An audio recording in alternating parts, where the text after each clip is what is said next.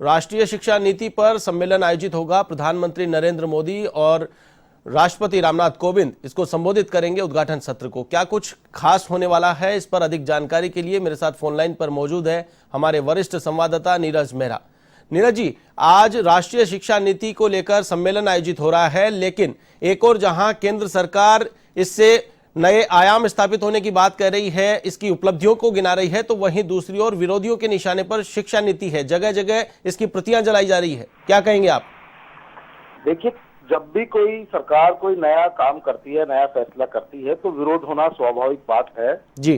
जो शिक्षा नीति का ढर्रा कई सालों से हमारे देश में चल रहा है, उस शिक्षा नीति के ढर्रे में आमूलचूल परिवर्तन करने के लिए ही ये नई शिक्षा नीति की घोषणा की गई है।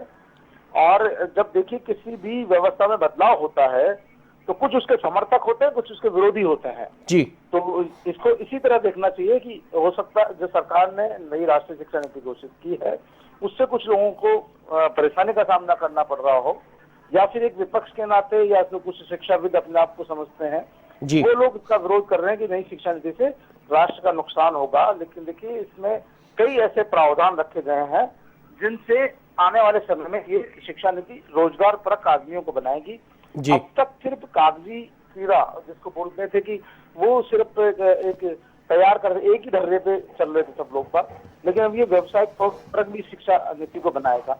और सबसे बड़ी बात है कि जो देश के राष्ट्रपति है रामनाथ कोविंद और प्रधानमंत्री नरेंद्र मोदी इसको वीसी के जरिए संबोधित करेंगे।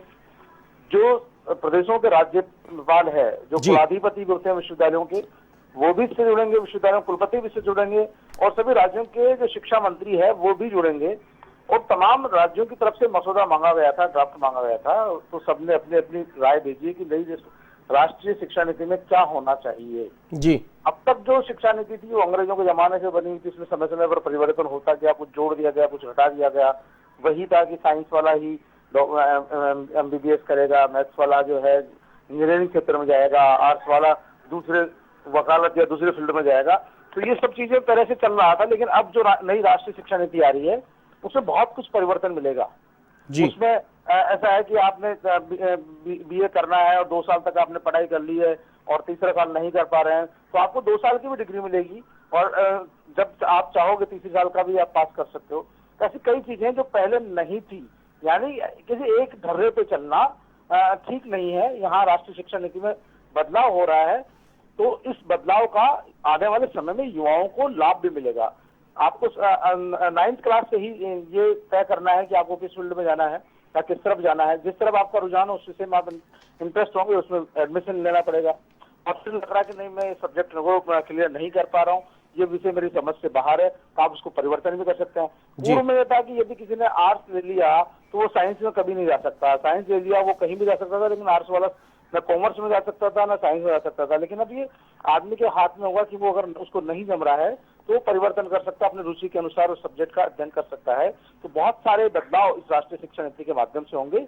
हालांकि कुछ लोगों का विरोध भी है इस मामले में, विरोध कर भी रहे हैं, प्रतिक्रिया भी जला रहे हैं, लेकिन क्योंकि सरकार को बदलाव करना, सरकार ने निर्णय ले लिया है, सरकार के पास बहुमत है जी। तो सरकार इसमें नई राष्ट्रीय शिक्षा नीति को बहुत प्रभावी तरीके से लागू करेगी। अगले सत्र से ही इसका लाभ सब लोगों को मिल सकेगा। आशीष, तो क्या माना जा सकता है कि पुरानी शिक्षा नीति और नई शिक्षा नीति के बीच में जो अंतर है उसकी व्याख्या आज प्रधानमंत्री अपने संबोधन में कर सकते हैं? क्या इसकी खूबियां हैं, क्या एडवांटेज है, उन एडवांटेज को गिना सकते हैं आज?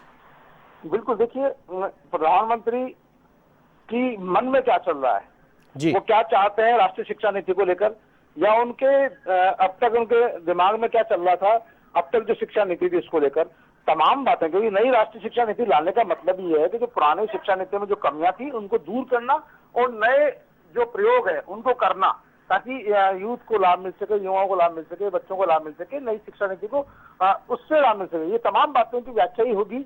और क्योंकि तमाम राज्यों ने भी अपनी अपनी राय भेजी है, राज्यपाल जो कुलाधिपति है उन्होंने भी अपनी राय भेजी है, तो उन तमाम बातों को देखते हुए प्रधानमंत्री अपनी बात रखेंगे। और आवश्यकता पड़ने पर शिक्षाविदों से भी लंबी कमेटियां बनकर इनकी चल रहा है कि किस तरह से इस राष्ट्रीय शिक्षा नीति को प्रभावी बनाया जा सके। तमाम बातों पर चर्चा होगी और प्रधानमंत्री अपनी बात रखेंगे और लगेगा कहीं सुधार की आवश्यकता तो उसमें सुधार परिवर्तन भी होगा। लेकिन ये तय माना जा रहा है कि भले ही लोग कितना ही विरोध करे, देश में नई राष्ट्रीय शिक्षा नीति आने वाले सत्र में लागू हो सकेगी।